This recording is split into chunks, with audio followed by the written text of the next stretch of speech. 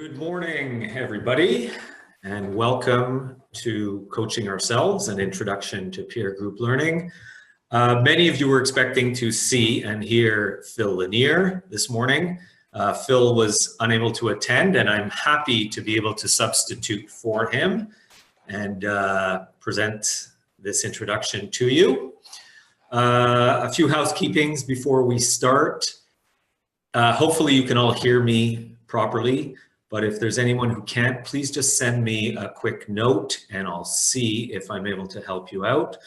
If not, and for any reason, if somebody has difficulty with the audio and or video, this webinar will be recorded and you will be receiving a copy. All participants will be receiving a link to be able to view at a time of their preference and to share hopefully with some associates.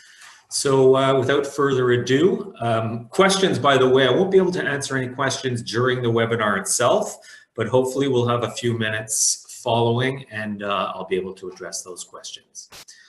So let's move forward. The goals for today's presentation are to discover why social learning, essentially peer group learning, is the key to management and leadership development, find out what is coaching ourselves. I'm then going to introduce 4 ways that organizations are using coaching ourselves. And finally, we'll talk about the impact that the approach is making on organizations around the globe. So before understanding what coaching ourselves is, I'm going to help you understand what it isn't. Here essentially is a Cartesian view of learning. And in the Cartesian view, knowledge is generally viewed as a substance that is imparted from a lecturer, a professor, a trainer to participants in a room. And the pedagogy is viewed as the way that that knowledge is transferred. It's as I said, very Cartesian. Typically something that's very valuable when you're trying to help people understand skills and learn new skills. So very similar to the views of e-learning that we see in today's world. Coaching ourselves very different. The antithesis to Cartesian learning is this social view of learning, where there's multiple people who are having discussions together, participating together, and the learning or the understanding is essentially socially constructed. So they're not necessarily learning from each other, but they're essentially learning together. So they're having discussions, bringing experiences, and trying to make sense of those experiences, and that's essentially how the learning happens. So what is coaching ourselves? Coaching ourselves is peer coaching groups. The organization was founded back in 2007 by Phil Lanier and Henry Mintzberg. We're being used today by about 25,000 managers in 10 languages in over 30 countries around the globe. The approach is used to develop leaders, leadership teams, and the organization as a whole. And what is it? Essentially, it's small groups of managers coming together, helping one another move forward and move toward an organization and or team and personal goal. It's essentially a discussion. It's a conversation that managers are having.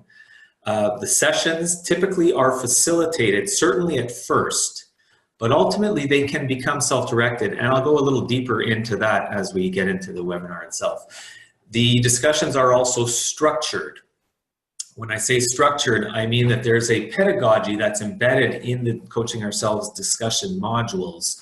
And essentially it's a little bit of content, discussion, some reading, discussion. And that's the iterative process that happens throughout the 90-minute session of Coaching Ourselves.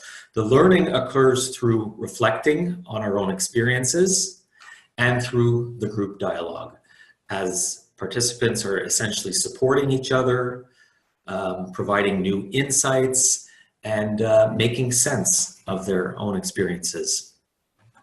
Here's an example of a small group of managers using Coaching Ourselves in a session, and it's something that's accomplished right in the place of work. No need to go to a classroom. This is the same place they may be having a status meeting or a planning meeting, and essentially Coaching Ourselves becomes a learning meeting. 4 to 6 participants, ideally. It's 90 minutes of reflection and dialogue. Each session is guided by a Coaching Ourselves module. Participants are essentially following the instructions in the module, and the sessions are all based around reflection, and they end with commitments to action, and I'll talk about that a little further on as well. And here you see a picture of Carlos, one of our clients. In this case, he's in Mexico, and he's using Coaching Ourselves right on the manufacturing floor with his team of managers. As it says, it's not e-learning. Essentially, we're the antithesis of e-learning. Coaching Ourselves is really about this social connection between participants and understanding how they can support each other. Participants in Coaching Ourselves programs consistently have pointed to this peer learning approach as the most impactful part of the training. So oftentimes we attend conferences, we listen to the lecturers, the presenters, keynote speakers at these conferences, very insightful, enthusiastic, motivating lectures. But participants typically have said that the most valuable part of the Coaching Ourselves approach and the Coaching Ourselves programs is what happens when the participants are actually sharing their experiences. So similarly to the way you might be having discussions in between sessions of a conference, these are the derivative discussions where you're actually relating some of the ideas that have been presented back to your own experiences on the job, sharing those experiences with our peers, and making sense of them, and essentially learning through this social connection. So why social learning in today's world? Well, the world is changing, as we all know. Typically, organizations just aren't seeing the return on their investments from standard and classic leadership training events. So the old traditional ways of being in the classroom just aren't producing the results. And essentially, people just aren't enjoying those ways of learning. So this VUCA world, as we all know, volatile, uncertain, complex, and ambiguous world of management, it really necessitates learning in the flow of work. So it requires bite-sized learning, experiences, and understanding these experiences that happen on the job. You see that today's workforce is made up primarily of millennials, and certainly, as I mentioned, 75% of the workforce will be millennials within a few years. And the millennials, they just don't want to sit in the classroom, sitting still. They want to actually have real, human, honest, open discussions through connecting with other people. And that helps with the what we call the loneliness epidemic of management. Typically, we hear from many of our clients that some of the problems are that managers have reported that they feel very alone in their jobs. And they're dealing with specific problems, not realizing that others have similar problems. And Coaching Ourselves provides a way for managers to connect in a very human and honest fashion and understand that they're not so alone out there on the job. We know that coaching, one-on-one coaching, has a tremendous impact, but the fallback is that it's not very cost effective. So Coaching Ourselves provides a means for group coaching, team coaching, essentially this peer group learning or peer group coaching methodology. So why Coaching Ourselves, which is essentially human-centered social learning? First of all, because I'm a human being. I'm not a human resource, and I certainly don't want to be treated as a resource in my organization. Here's a quote from Henry Mintzberg, who some of you may be familiar with. Henry's quite a world-famous management professor, author of almost 20 books on management and leadership, dealing with everything from strategy to organizational forms. But over the last 10 to 20 years, Henry's concentrated a lot more on how managers and leaders essentially learn and are educated in organizations, which essentially led to Coaching Ourselves. Here's one of his famous quotes: "Organizations function best as communities of engaged human beings, not collections of detached human resources." So back in 1996, Henry and some of his college associates created a new development program. Essentially, it was an international master's program of management through a consortium of 5 universities around the globe. And the methodology for learning was very different from the traditional methodology that he had studied through traditional MBAs, which generally use the case study methodology for learning. Henry believed it was much more impactful, much more effective when the participants would actually reflect on their own experiences, where they had connections and emotional connections. So they would reflect on these experiences. The professors would introduce some conceptual ideas in a very non-prescriptive format. In other words, they would just unravel some ideas and perspectives in this program. And the participants would use some of these ideas to essentially view their own experiences in a new light. And that's what helped them to make sense of those experiences. So here's one of Henry's famous quotes as well: "Thoughtful reflection on natural experience for managers in light of conceptual ideas is the most powerful tool we have for management learning." Something else that Henry talked about is that leadership, like swimming, is something that cannot be learned by reading about it. And I'll explain what I mean. What we're looking at here is essentially a traditional classroom. You've got managers, students, listening to a management professor talk about management and talk about leadership, presenting some concepts. What these participants will learn is a lot about management and leadership, but none of them will become better managers or leaders back on the job.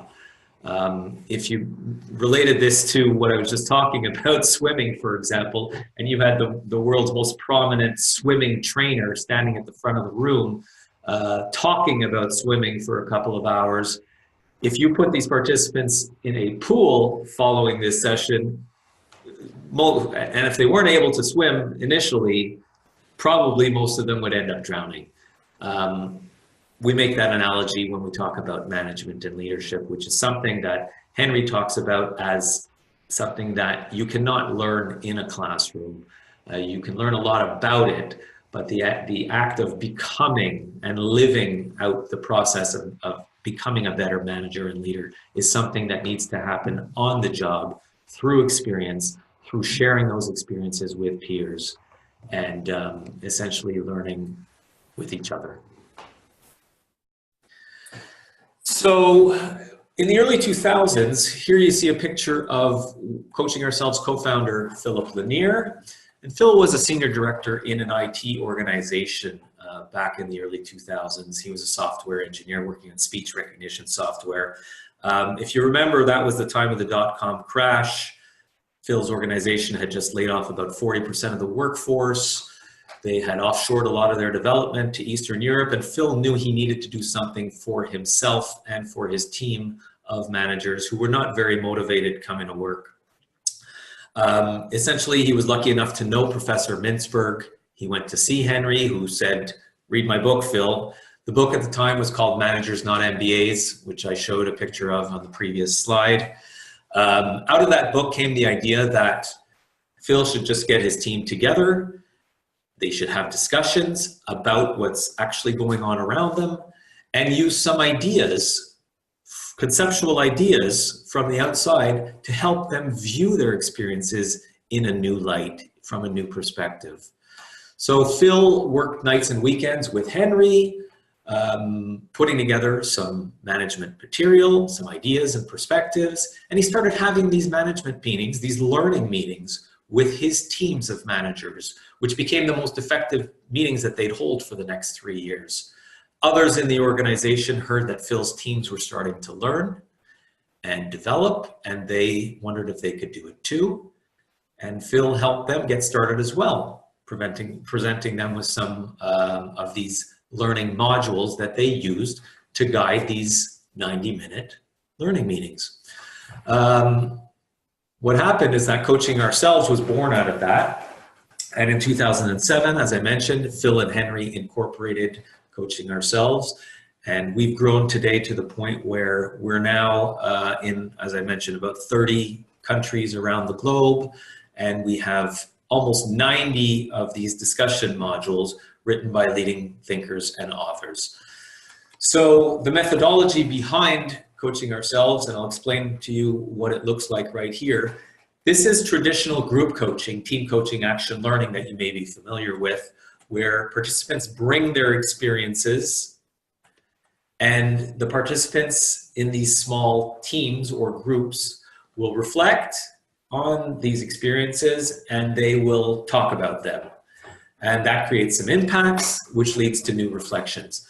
But Coaching Ourselves essentially adds some outside concepts and the pedagogy that's embedded in these discussion modules.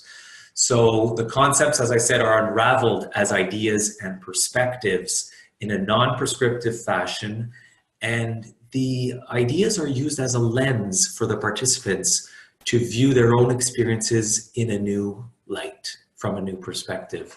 And this creates not only impacts, but new insights, and that's where the learning happens. As the participants are forced to articulate their experiences in light of these concepts to their peers. We use Coaching Ourselves here back at the office, of course, approximately once a month. And for me, the learning happens when I'm forced to articulate my experiences to my peers. That's the hardest part for me, because I need to make sense of that experience before I can coherently articulate it so that my associates, my peers, can actually make sense of what I'm talking about. So let's talk a little bit about some of the Coaching Ourselves modules. As I mentioned, there's almost 90 discussion modules available, ranging from topics starting around ideas and themes like strategic blind spots, dealing with the pressures of managing, crafting strategy, culture modules, and of course many other themes around management and leadership. Some of our authors include people like Edgar Schein, Marshall Goldsmith, Linda Hill, Phil Kotler, Mr. Pontefract, and of course Henry and others. And organizations will design groups specifically that will result in supporting the relationships that ultimately will bring them to achieve their organizational goals. Here's another picture of Carlos, and here's some other photos of organizations around the globe using Coaching Ourselves. Here's a group in Japan, here's a group in the Netherlands, and here's another form of and way that Coaching Ourselves can be used, and that's virtually. So we presented that simply that if organizations are used to having virtual meetings, Coaching Ourselves is just another form of a meeting. It's now a virtual learning meeting. So different ways that Coaching Ourselves is used in organizations. It always starts with Coaching Ourselves training up individual facilitators. So we would ask HR or L&D departments in organizations to nominate a few of their people, professionals, to be certified or trained as facilitators for Coaching Ourselves sessions. These facilitators might then use Coaching Ourselves for independent intervention. So they might get requests from management teams, different areas of the organization having challenges with certain different, as I said, challenges around things like accountability or innovation or communication, perhaps, breaking down silos that they're having difficulties with. So the facilitator and the management team would select the appropriate module that helps them have discussions around a particular theme, and they'd be able to now run a 90-minute or 2-hour workshop around this particular theme. Another way that organizations use Coaching Ourselves is during leadership forums or management offsites. Fantastic way to introduce the approach to a large audience in an organization. There's no pre-reading or pre-work necessary for Coaching Ourselves. That doesn't happen in the real world in general. So in this event, one of the already trained facilitators might do a 3 to 5 minute introduction to how the approach would work. The room might be broken down into tables of 5 or 6 people. Each participant would have their own copy of a module, and essentially somebody would keep the timing, and the group would then work through the module, having their own 90-minute discussion. So that's an interesting and very cost-effective way to introduce Coaching Ourselves to a larger audience in an organization. Here's an example of a classic peer learning development program where these already trained up facilitators would run perhaps a series of 6 or more Coaching Ourselves modules over the course of 6 months. They may run 8 or 10 modules over the course of a year. So in general, organizations are using Coaching Ourselves approximately once per month as a leadership development program, always selecting themes around specific goals, specific challenges that the audience may be having. And a fourth way that organizations are using this is that once groups have been introduced to the Coaching Ourselves approach, very quickly they become able to essentially run these sessions in a self-directed fashion.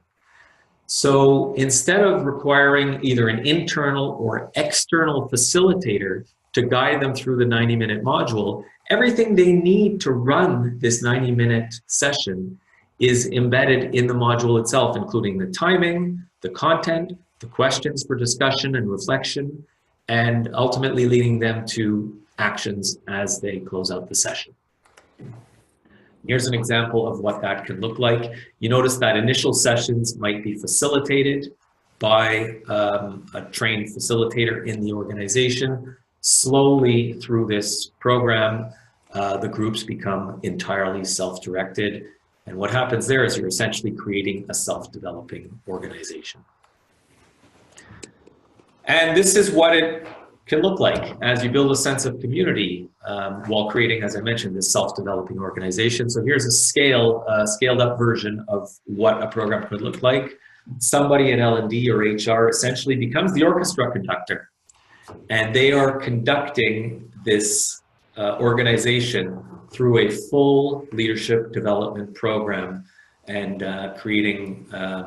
building this sense of community and helping them achieve organizational goals and evolving the culture throughout the organization. Here's an example of a basic program, give you a chance to see what some of the modules, some of the module titles might look like. Typically, you'll start with a kickoff. You might start by introducing one of the modules during that kickoff, and then follow through with one Coaching Ourselves session per month, leading up to the evaluation at the end, and perhaps a celebration at the end of a program. Sometimes, for that evaluation, we'll simply ask 2 very distinct questions to participants following a program. Question 1, was this a valuable way to spend 90 minutes? And they'll tell you honestly and openly if they thought it was a valuable way to spend their time. Question 2, do you want to do it again with a new module? And, so that's an alternative way to evaluate Coaching Ourselves sessions rather than some of the lengthy feedback surveys that organizations might use. Here's an example of how it looks in a management offsite. You see the various tables, one module for up to 300 people. We've in fact conducted Coaching Ourselves offsite event for 300 people at one time in an organization. It's a 90-minute workshop. The tables are self-facilitated, as mentioned, and the facilitator of the room will support and run a small plenary following the 90-minute session, allowing individuals from the different tables or groups to share their insights and their learnings, which leads to derivative discussions, of course, outside of that event. Some of the impact of Coaching Ourselves, obviously we see improvements in relationships and participants, managers and leaders starting to collaborate more, and this feeling of I'm not so alone as a manager leads to a trickle of some action items for each session. We had an organization running over 50 groups of Coaching Ourselves participants, and out of that program came over 750 action items. They documented each of the action items from the various teams. So very, very high return on that investment as these action items got put into play. And larger action items start to develop as the various groups start to collaborate, making bigger changes happen in the organization. Reflective dialogue and reflection in general becomes a long-standing or a long-term impact as it becomes ingrained in the way that managers think and react. And this leads to deep changes as they apply some of these new concepts. Of course, it encourages an overall culture of coaching, mentoring, and relationship building. And you start to see broad changes in an organization as these relationships build. And really, it's a change in the way that work happens. And of course, all this leads to direct financial and organizational and cultural impact throughout an organization. So I want to thank you, first of all, for your time. And I don't know if we'll be able to get to any questions here, but once again, thank you for your time. I encourage you, please, if you do have any questions, to reach out directly to Coaching Ourselves. I'll be happy to set up some time for a chat, answer the questions, including pricing, and as well share some modules with you. So we can actually look at some modules that relate directly to some of your organizational goals or challenges, and see what they look like and help you understand the process of how it works a lot better. So thank you again for your time, and hopefully I look forward to meeting you as we move forward. Have a good day. Thank you.